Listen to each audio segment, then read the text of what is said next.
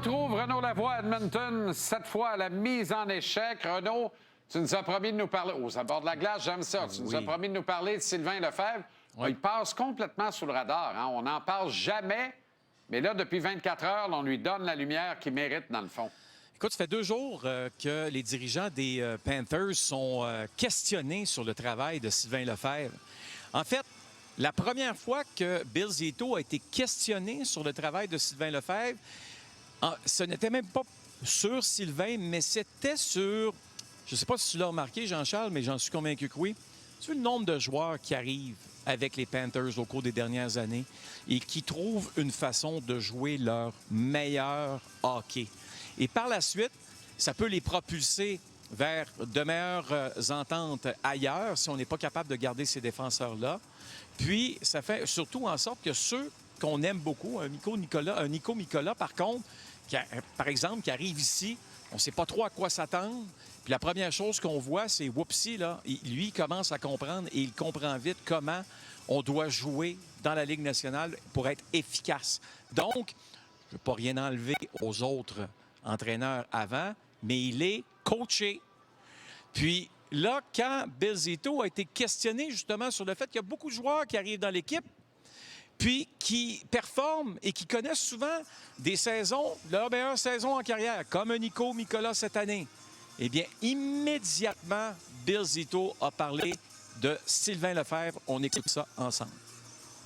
Well, it's probably a function of Sly, right? The common denominator might be the coach, who's a wonderful teacher, a wonderful person who has extracted, as I alluded to earlier, has extracted the most out of almost like every defenseman who comes in here gets better. They improve. Even the veterans improve. I think looking back at Gudash, who was a veteran, an older player, came in, improved. And so Sly's expertise, his professionalism, who he is as a person, in tandem with what Paul had discussed earlier, that room, it's so special that it pulls, like they just pull the good qualities out of you. There's no better way for me to try to explain it than that. C'est un hommage, ça, Jean-Charles. C'est tout un hommage qui est fait à Sylvain Lefebvre. Tout à fait. Un adjoint de carrière, Renaud. Un adjoint de carrière. Pas eu beaucoup de succès comme entraîneur-chef avec la filiale du Canadien, notamment. Mais il y en a qui sont nés pour être des adjoints. Puis permets-moi ce parallèle-là, mais quand je vois Sylvain Lefebvre, on a une réincarnation de ça en Stéphane Robida à Montréal. Je pense qu'il peut faire un aussi bon job sur la run que Sylvain Lefebvre. Il le fait d'une manière ou d'une autre. T'sais. Puis aujourd'hui, ça a été Paul Maurice qui a été questionné là-dessus. Pas besoin de présenter l'extrait sonore. Je vais vous le dire très rapidement ce que Paul Maurice a dit. Il a dit la dernière fois que je suis rentré dans une rencontre, un peu, on parlait du désavantage numérique des Canadiens cette année qui va très bien, hein, qui a été excellent dans le fond tout le long de la saison, ou presque. C'est Stéphane Robida qui s'en occupe. Sylvain Lefebvre, c'est lui qui s'occupe du désavantage numérique des Panthers. Premier dans la Ligue nationale présentement en séries éliminatoires, près de 89 % d'efficacité. Puis Paul Maurice a dit, moi là, la dernière fois que je suis rentré dans un meeting de désavantage numérique, je pense que ça fait 1 an et demi ou 2 ans. Il dit, ça fait énormément longtemps et je ne me mêle pas de ça. Je laisse Sylvain travailler. Et l'autre chose que Paul Maurice a dit sur Sylvain, c'est la chose suivante. C'est important pour moi d'avoir quelqu'un qui a déjà joué dans la Ligue nationale à cette position, qui a remporté une Coupe Stanley comme joueur, comme Sylvain l'a fait avec l'Avalanche du Colorado. Puis il dit, quand il parle, Sylvain, c'est même pas une question de lever le ton ou de chicaner. Il dit, quand il parle, 1, il est respecté. 2, il réussit à trouver les bons mots constamment pour permettre aux joueurs de l'équipe de connaître des saisons extraordinaires ou des séries extraordinaires. C'est ce qu'on est en train de voir présentement là, pour une 3e année de suite chez les Panthers de la Floride. La structure des opérations hockey, d'ailleurs, des Panthers est très intéressante, Renaud. Oui, elle est intéressante parce qu'il y a beaucoup de monde. OK? Il y a à peu près là, 9 personnes qui tournent autour de Bill Zito. C'est beaucoup.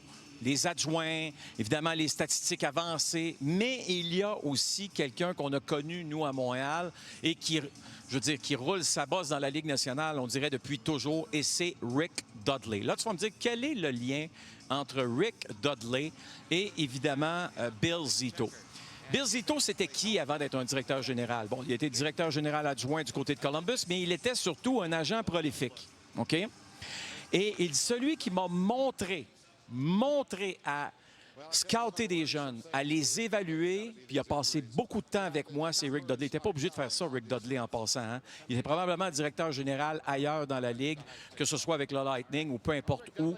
C'est pas important. Rick a fait plusieurs métiers dans cette ligue-là, mais a aussi occupé le poste de directeur général dans plusieurs organisations. Un des grands recruteurs de l'histoire de la Ligue nationale, le Rick Dudley, qui est capable d'appuyer donc bien des directeurs généraux. Et aujourd'hui, il est encore un consultant pour les Panthers de la Floride, mais surtout pour Bill Zito.